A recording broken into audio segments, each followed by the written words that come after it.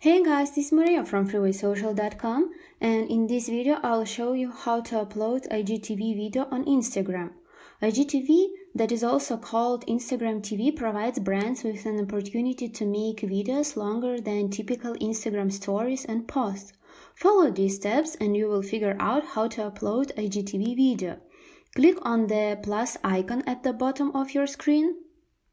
Select the video you want to upload and tap Next. From the appeared menu, choose the long video option and press Continue. Select a cover image and hit Next. Now write your video title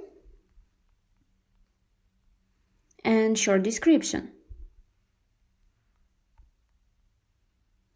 Also decide whether you want to post a preview of your video or not.